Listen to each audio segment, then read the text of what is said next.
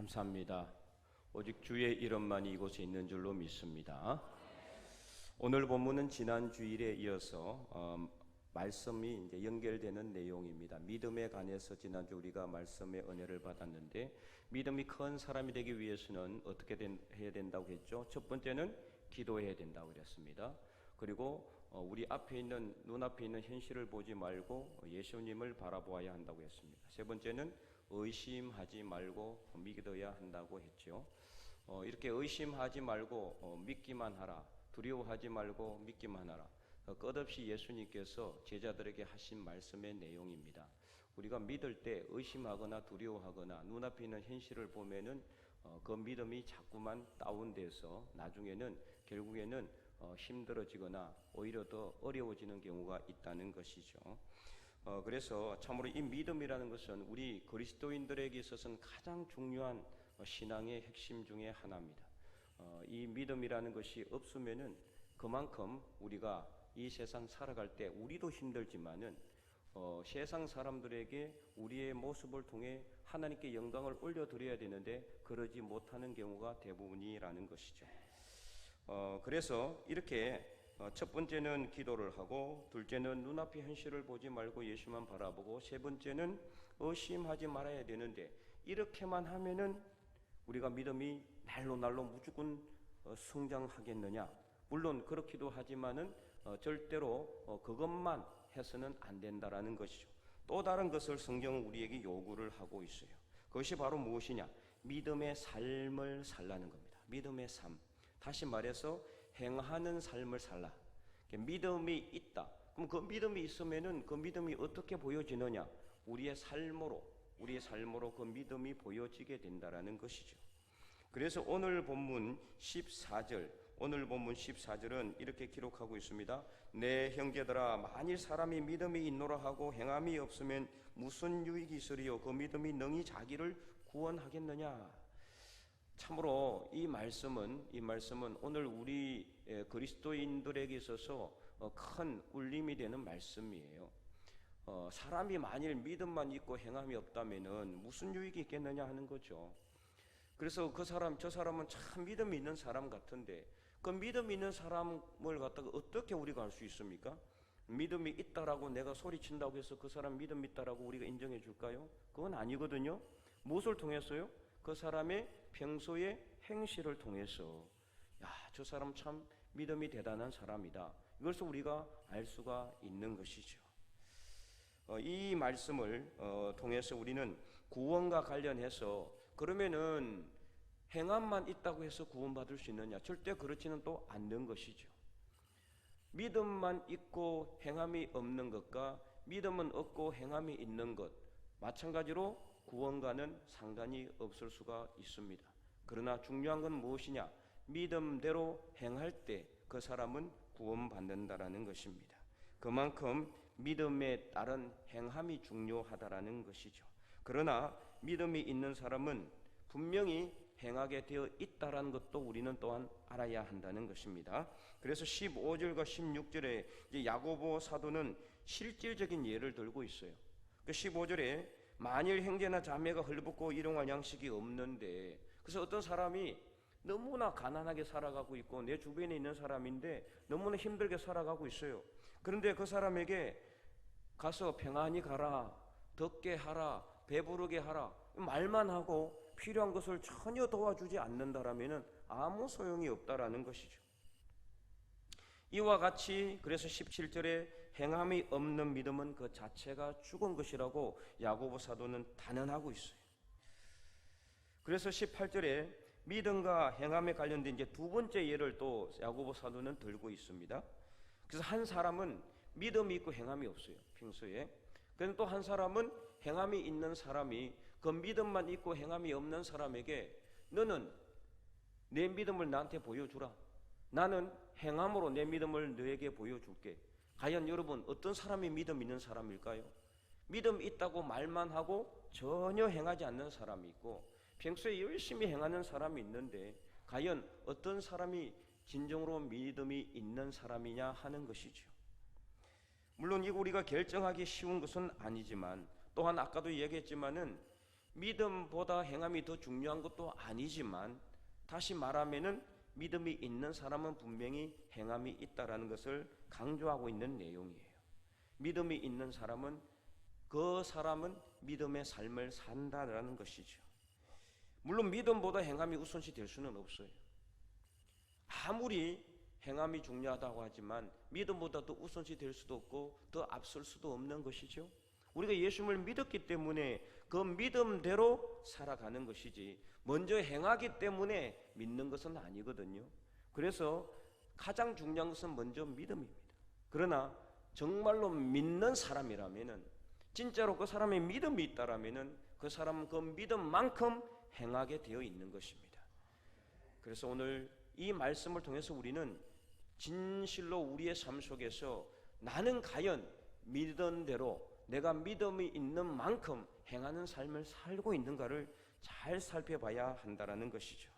그래서 19절에 어떤 사람이요, 하나님은 한 분이신 줄 믿고 그 믿음을 자랑하고 있다라는 거죠. 그런데 정말 놀라운 일이 있어요. 오늘 19절에 뭐라고 이야기합니까? 귀신들도 믿고 떠든다고 그랬어요. 여러분, 귀신들도, 사탄도, 마귀도 하나님의 한 분인 줄 믿고 있단 말이에요. 우리만 믿고 있는 게 아니라는 거죠. 그렇기 때문에 우리는 하나님의 한 분인 줄 믿고 있는 것, 그걸 가지고 자랑해서는 안 된다라는 겁니다. 다시 말해서 우리가 믿음의 사람으로서 그 믿음에 준하는 중요한 것이 행하는 것인데, 행하는 것은 없고 말로만 믿음이 있다라고 해서는 안 된다는 것을 말하고 있는 거예요. 그래서 20절에 야고보 사도는 행함이 없는 믿음, 행함이 없는 믿음은 헛것인 줄을 알고자 하느냐. 다시 말해서 행함이 없는 믿음은 헛된 믿음이다. 헛된 믿음이다. 이렇게까지 단언하고 있다라는 것이죠. 이에 대한 실제적인 예를 21절에 우리 조상 아브라함에 대해서 예를 들고 있어요. 자, 창세기 22장에 보면은 하나님께서 아브라함에게 나타나셔서 무엇이라고 말씀하느냐? 너는 너의 독자 이삭을 번제로 드리라, 이렇게 명령을 했어요. 자, 이 이삭은 어떻게 얻은 아들이냐? 아브라함이 75세에 하나님의 부르심을 받고 가나안 땅으로 가서 하나님께서 그에게 계속해서 후손을 주신다고 약속은 하지만 아들을 안 주는 거예요. 아들을 안 줘. 그래서 결국에는 아브라함이 나중에 참지 못해서 하갈을 통해서 이스마엘을 얻었지만, 그러나 그것은 그의 적자, 즉 하나님께서 약속한 아들이 아니었어요. 그래서 그 약속한 아들을 언제 주셨느냐? 아브라함이 100세 때 얻었단 말이에요. 100세 때. 무려 25년을 기다려서 하나님께서 그 독자 이삭을 주셨어요. 그리고는 그 이삭에게 하나님께서는 아브라함에게 하신 약속을 그대로 이루시겠다고 약속을 해주셨단 말이에요. 그런 참으로 노년에 얻은 아들이요, 하나님이 약속해서 얻은 아들이요, 25년이나 기다려서 얻은 그 독자 이삭을 이제는 하나님께서 번제로 드리라, 이렇게 명령하고 있는 거예요. 여러분, 번제라는 것은 무엇이냐? 번제는요, 구약의 5대 제사 중에 하나인데, 우리의 삶을 하나님께 헌신하는 의미로 짐승을 잡아서, 제물을 잡아서 죽여서 피는 다 제단에 뿌리고 그 짐승의 몸은 각을 떠서 태워서 하나님께 드리는 그런 제사의 종류입니다. 그러므로 아들 이삭을 번제로 드리려면 첫 번째 어떻게 해야 돼요? 죽여야 돼요. 피를 흘려야 돼요. 그리고 그 몸을 다 잘라서 하나님께 태워서, 불에 태워서 하나님께 드려야 돼요. 여러분, 이게 가능하겠습니까? 여러분들은 어떻게 하겠어요? 순종할 수 있는 사람이 여러분 한 사람이 더 있겠습니까? 여기에 참으로 쉽지가 않는 일입니다. 그러나 아브라함은 적극 순종했습니다. 다음날 아침 일찍 일어나서 번제설 나무를 딱 준비하고 수종들 하인 한 명을 데리고 이삭을 함께 데리고 칼을 가지고 가서 어느 지점에 이르러서는 이삭을 결박합니다. 꽁꽁 묶었어요. 꽁꽁. 왜? 이 죽여야 되니까. 그리고는 진짜로 번제로 드리기 위해서 하나님이 약속한, 하나님이 명령하신 그 모리아 산으로 가서 그 이삭을 칼로 죽이려는 그 순간 하나님께서 말리십니다. 하나님께서 스톱, 이제 그만하라고 이야기를 하신 거죠. 그래서 이 아브라함은 실제로 아들 이삭을 하나님께 번제로 드리려고 했어요. 말로만 믿은 것이 아니라 실제 행동으로 그 믿음을 나타낸 것이죠. 그래서 히브리서 11장 17절은 이렇게 기록하고 있습니다. 히브리서 11장 17절 말씀 우리 다 함께 읽어보도록 하겠습니다. 아브라함은 시험을 받을 때에 믿음으로 이삭을 드렸으니 그는 약속들을 받은 자로 돼 그 외아들을 드렸느니라. 아멘. 네, 믿음으로 드렸다는 거예요. 아브라함이 독자 이삭을 하나님께 드리려고 드리는 것처럼 한 것이 아니라 직접 드리려고 했고, 그것은 오직 그의 믿음으로 이루어졌다라는 것이죠. 그래서 믿음과 행동이 그대로 일치하는 그러한 삶을 살았다라는 거죠.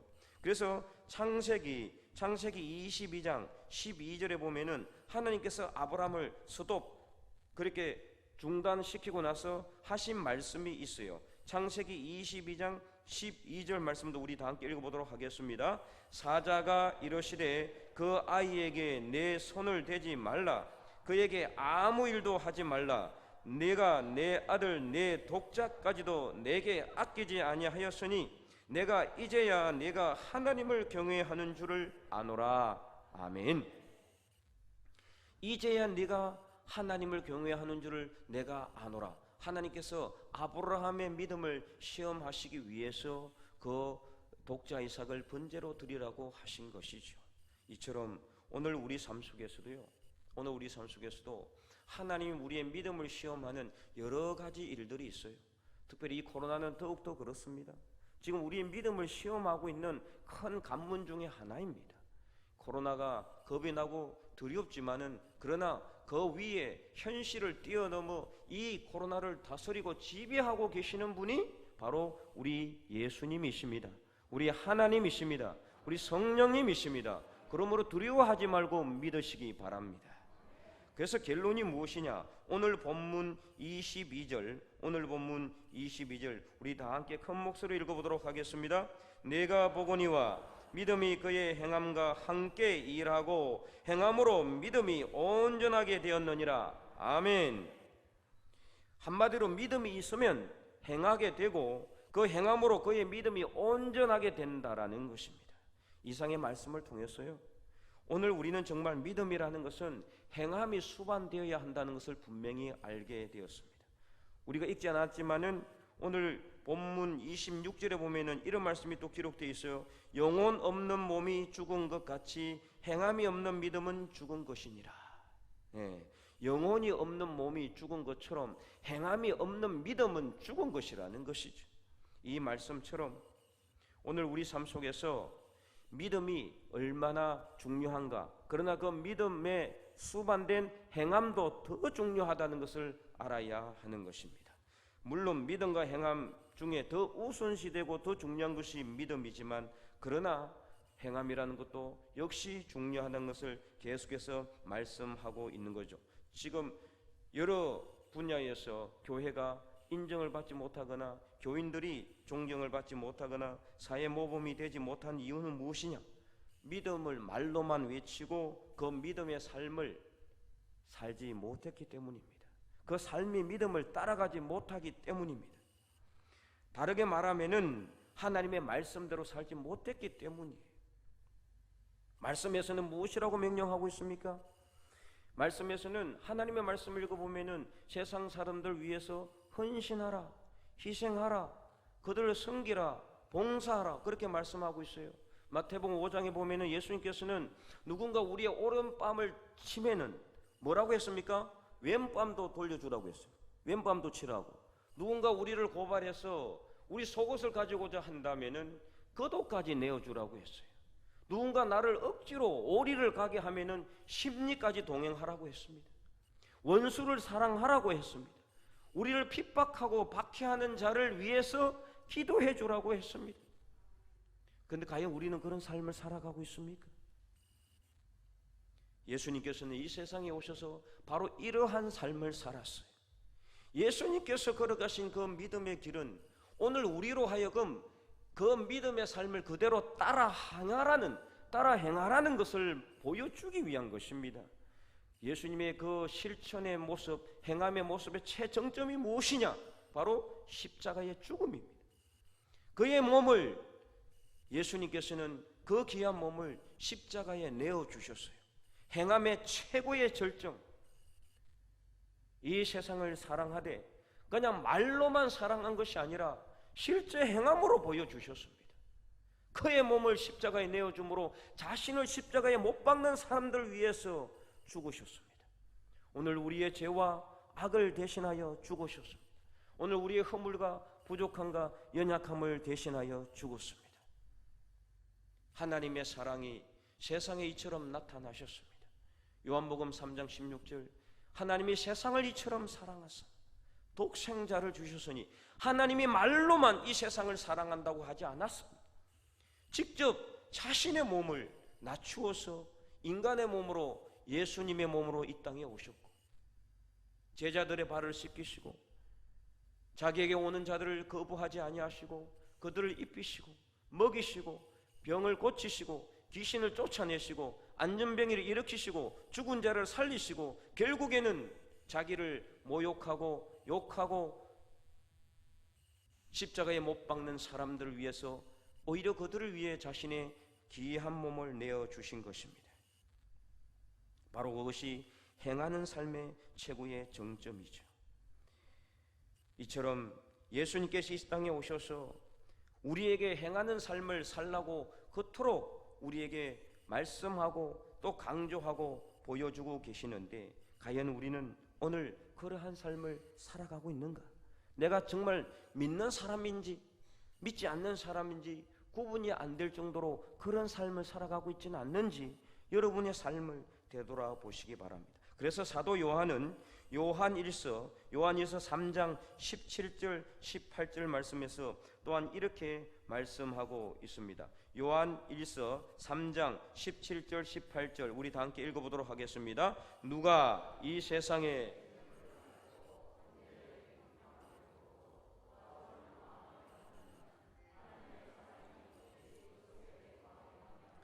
자녀들아, 우리가 말과 해로만 사랑하지 말고 행함과 진실함으로 하자. 아멘. 말과 해로만 사랑하지 말고, 말과 해로만 믿음이 있다고 말하지 말고 진실로 행함으로 그 믿음을 보여주라는 것입니다. 사랑의 모습을 보여주라는 것이에요. 그래서 여러분 주변에 있는 사람, 힘들고 어려운 사람이 있잖아요. 그냥 내버려 두지 마시고 도와줘야 돼요.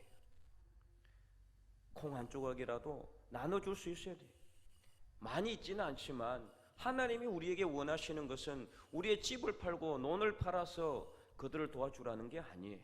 우리에게 있는 것으로 함께 베풀고 같이 손잡고 그들 위해서 기도하라는 거예요. 원수들까지도 사랑하라 그러고 우리를 핍박하는 자들까지들 위해서도 기도하라고 하셨는데, 우리는 과연 그런 삶을 살아가고 있는지를 살펴봐야 하는 것입니다. 서시로 유명한 윤동주 시인이 있죠.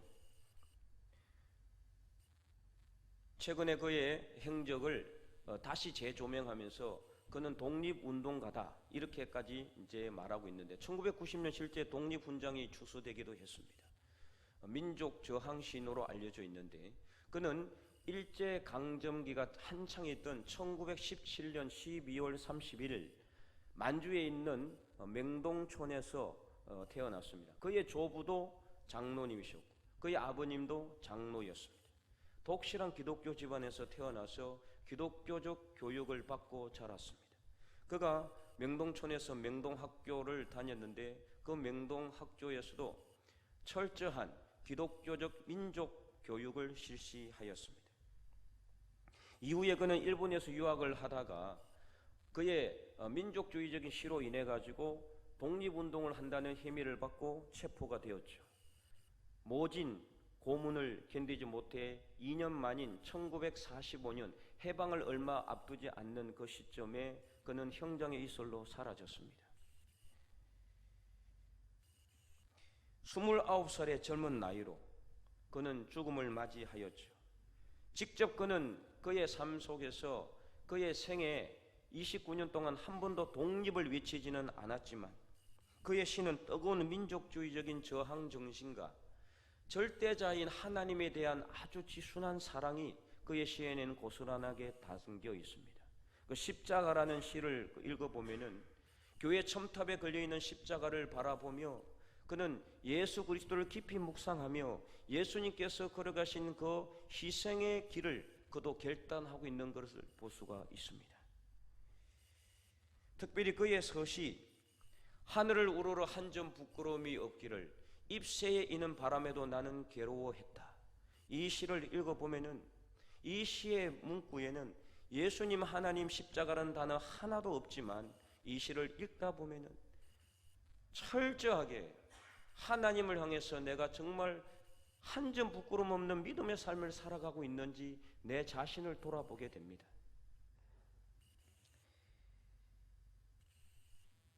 그런데 이런 윤동주가 되게 한 사람이 있어요. 한국 사람들이 가장 존경하고 또 좋아하는 시인 중에 한 사람이 바로 윤동주인데 그 윤동주를 윤동주가 되게 했던 사람이 있다라는 것이죠. 그는 누구냐? 바로 윤동주가 다녔던 명동학교의 교장이었고 그가 신앙생활을 하였던 명동촌의 그 명동교회의 담임 목사였고 독립운동가로 잘 알려져 있는 그의 외삼촌인 규암 김야견 목사입니다. 이 사람 대해서는 거의 알려진 바가 없는데요. 저는 이분을 가장 존경하는 목회자입니다. 그는 원래는 한학자였고 선비였습니다. 그런데 예수님을 믿고 나서 평양 신학교를 나와 목회자가 된 이후에 명동촌에서 명동학교를 설립했고 기독교적인 민족 교육을 통해서 수많은 독립운동가를 배출했습니다. 윤동주도 그 중에 한 사람이었죠. 그리고 그는 명동촌에서 또한 명동교회를 설립하여 그 교회의 담임 목사가 되었습니다. 한 학교의 교장이요 교회의 담임 목사였지만 그는 말로만 믿음을 외치지 않았습니다. 그는 항상 똥장군을 짊어지고 걸음을 나르면서 철저하게 실천하는 행동하는 신앙인의 모습을 보여주었습니다. 믿음과 행함이 그대로 일치하는 그의 삶을 통해서 그 명동학교를 다니고 있던 수많은 제자들이 믿음과 행함의 중요성을 배웠고 초계처럼 자신의 목숨을 민족의 독립을 위해서 내던질 수 있었던 것입니다. 그가 나중에 마지막에 죽기 직전에 그의 자녀들이 그에게 유언이 무엇이냐고 묻자 그는 나의 삶이 나의 유언이다 이렇게 한마디를 남기고 죽었습니다. 사랑하는 성도 여러분, 여러분은 지금까지 그리스도인이라고 자부하며 살아오고 있습니까? 나는 하나님의 백성이다. 나는 믿음의 사람이다. 나는 천국 시민이다. 자부심을 가지고 살아왔습니까? 그렇다면 과연 여러분은 여러분의 마지막 유언에 나의 믿음의 삶이 나의 유언이다라고 여러분의 자녀들에게 당당하게 이야기할 자신이 있습니까? 구약 중에서도 모세오경은 율법서로 아주 딱딱하고 율법적인 내용이 기록된 내용이죠. 그런데 이 모세오경 율법서 내용을 잘 살펴보면은요, 그 내용의 핵심이 무엇이냐? 바로 행함이 있어요. 처음부터 끝까지 행하라는 말이 반복되고 있다는 것을 여러분 알 수가 있을 것입니다. 그래서 가장 많이 보이는 문구가 무엇이냐? 내 율법대로 행하라. 내 규례대로 행하라. 내 말씀대로 내 명령대로 행하라. 그리하면 살리라. 그리하면 형통하리라. 그리하면 복 받으리라. 이 말씀이에요. 또 다른 내용이 무엇이냐? 내 율법대로 행하지 아니하면 내 율례대로 행하지 아니하면 너희가 저주를 받을 것이다. 할을 당할 것이다. 이 내용이 아주 간단합니다. 하나님의 말씀대로 율법대로 행하면 하나님께서 복을 주시고 잘되게 해주시고 형통하게 해주신다. 그러나 하나님의 말씀대로 행하지 아니하면 말씀대로 행하지 아니하면은 그 반대로 하나님께서 복을 주지 아니하고 비를 내리지 아니하고 가뭄을 주고 메뚜기를 보내고 재앙을 보내줄 것이다, 이렇게 말하고 있는 거예요. 오늘 이 재앙이 왜 왔습니까? 이 코로나의 재앙이 여러분 왜 왔다고 생각하고 있습니까? 만일 믿는 사람들이, 이 세상에 수많은 믿음의 사람들이 진정으로 믿음의 삶을 살았다면, 믿음의 행한 대로 그 행하는 믿음의 삶을 살았다면 하나님이 이 재앙을 우리에게 주셨을까요? 여러분, 성경을 다시 한 번 더 읽어보시기 바랍니다. 철저하게 처음부터 끝까지 하나님은 우리에게 말씀만 주신 것이 아니라 그 말씀대로 행하는 삶을 살라고 명령하고 있어요.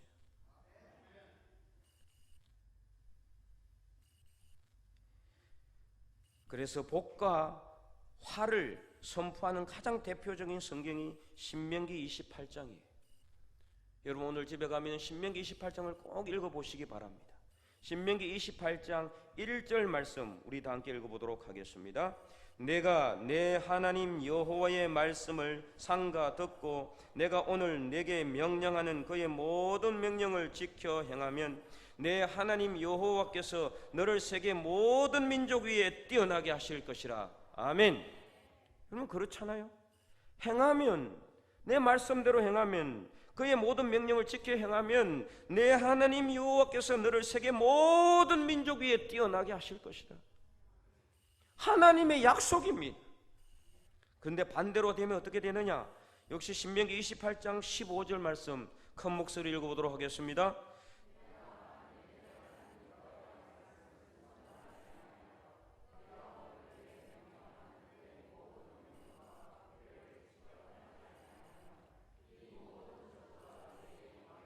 내게 이럴 것이니. 아멘. 행하지 아니하면 이 모든 저주가 임할 것이라. 여기에 이 재앙이 다 포함되어 있어요. 15절 이후를 나중에 읽어보시기 바랍니다. 얼마나 많은 하나님의 징계가 여기에 다 있는지, 오늘 우리가 당하는 모든 이 세상의 징계가 다 나와 있어요. 이 세상에 그 어떠한 것도 하나님의 뜻이 아니면은 이루어지는 것은 절대 없습니다. 우연히 일어나는 일은 없어요. 모든 것이 하나님의 섭리요, 하나님의 계획 안에 이루어지는 것입니다. 비가 오지 않는 것도, 비가 오는 것도, 홍수가 나는 것도, 바람이 부는 것도, 바람이 멈추는 것도 하나님의 뜻에 의해 이루어지는 것입니다. 자연 법칙, 자연적으로 만들어진 법칙이 아니라 하나님이 만들어 놓은 법칙이에요.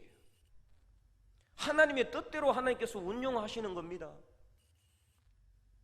이 모든 세상의 일들이 그냥 우연히 일어난 것이 아무것도 없을진데 하나님의 뜻과 하나님의 계획이라면은 오늘 우리는 이 세상에서 과연 얼마나 내가 믿음의 삶을 살아가고 있었는지, 지금까지 얼마나 내가 믿음의 삶대로 살아왔는지, 말로만 사랑을 외치고 믿음을 외치고 신앙의 삶을 외치지 말고 우리의 삶이 믿음과 일치하는 그런 삶을 살아야 한다는 거예요. 그것을 세상 사람들이 보고 저 사람은 진정으로 믿음의 사람이구나, 저 사람이 진정으로 믿는 사람이구나 인정하게 되고 그 사람에게서 하나님의 모습을 보게 된다는 거예요. 세상 사람들은 무엇을 보고 하나님을 볼 수 있겠어요? 우리 믿음의 사람들의 행함을 보고, 우리 믿음의 사람들의 믿음의 삶의 모습을 보고 이 세상 사람들이 하나님께 영광 돌리는 것입니다. 산상수훈으로 잘 알려진 마태복음 5장부터 7장의 내용을 잘 보면은요, 역시 처음부터 끝까지 예수님은 무엇을 강조하느냐? 행함을 강조하고 있단 말이에요. 그래서 마태복음 5장 19절을 우리 읽어보도록 하겠습니다. 그러므로 누구든지 이 계명 중에 지극히 작은 것 하나라도 버리고 또 그같이 사람을 가르치는 자는 천국에서 지극히 작다 일컬음을 받을 것이요 누구든지 이를 행하며 가르치는 자는 천국에서 크다 일컬음을 받으리라. 아멘. 행하는 사람이 천국에서 큰 사람이라는 거예요. 행하는 사람이. 그래서 7장 21절은 또한 이렇게 기록하고 있습니다. 7장 21절 7장 21절도 우리 다 함께 큰 목소리로 읽어보도록 하겠습니다. 나더러 주여 주여 하는 자마다 다 천국에 들어갈 것이 아니요 다만 하늘에 계신 내 아버지의 뜻대로 행하는 자라야 들어가리라. 아멘. 여러분, 이 말씀을 깊이 생각하시기 바랍니다. 주여 주여 하는 자, 말로만 믿음을 외치는 자가 천국에 들어가는 것이 아니라 주여 주여 외치는 것도 중요하지만 그 주여 주여 외치는 그 믿음에 행함의 삶을 사는 사람, 그래서 내 아버지의 뜻대로 행하는 자, 하나님의 뜻대로 행하는 자, 바로 그 사람이 천국에 들어간다라는 겁니다. 그래서 24절부터 27절 예수님께서는 결론적으로 이렇게 말씀하고 있습니다. 우리 24절과 27절까지 역시 큰 목소리 읽어보도록 하겠습니다.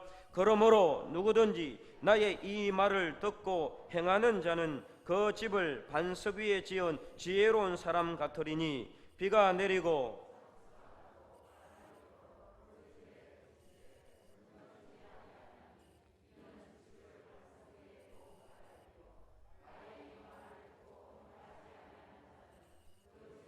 모래 위에 지은 어리석은 사람 같으리니 비가 내리고 창수가 나고 바람이 불어 그 집에 부딪힘에 무너져 그 무너짐이 심하니라. 아멘. 여러분, 행하는 사람, 하나님의 말씀대로 행하는 사람, 바로 그 사람이 지혜로운 사람이에요. 그래서 반석 위에 딱 집을 지은 지혜로운 사람 같아서 아무리 바람이 불고 창수가 나고 그래서 태풍이 몰아쳐도요 절대로 무너지지 않는 겁니다. 그러나 하나님의 말씀대로 행하지 않는 사람은 어떠느냐? 그 집을 모래 위에 지은 어리석은 사람 같아서, 모래 위에 여러분 집을 지어 보세요. 바람 불거나 비가 오거나 태풍이 불면은 그냥 무너집니다. 그냥 넘어집니다. 그냥 날아가 버립니다. 그러므로 사랑하는 성도 여러분, 오늘 우리의 믿음이 크고 작고의 문제가 아니에요. 정말 중요한 것은 이 믿음에 수반된 믿음의 삶인 것을 깨닫고 하늘을 우러러서 한 점이 부끄러움이 없는 그런 믿음의 삶을 살아서 하나님께 인정받는 그런 믿음의 사람이 되고, 그리하여 자손만대까지 믿음의 맹문 가정이 다 될 수 있기를 주님의 이름으로 간절히 축원드립니다. 기도하겠습니다. 하나님, 감사합니다. 오늘도 우리는 살아계신 하나님의 말씀을 들었습니다. 이 말씀을 우리의 머리로만 듣고 끝내는 것이 아니라 이 말씀이 우리의 가슴에 새겨져서 우리 삶 속에 그대로 드러나게 하여 주시고 우리의 삶 속에서 그대로 행하여지는 삶을 살아가게 하여 주시옵소서. 그래서 진정한 믿음의 사람이 되고 말씀의 반석 위에 집을 짓고 그래서 하나님께 인정받는 믿음의 백성들이 다 될 수 있도록 인도하여 주시옵소서. 우리의 삶의 믿음의 반석이신 우리 주 예수 그리스도 이름으로 감사하며 기도드리옵나이다. 아멘.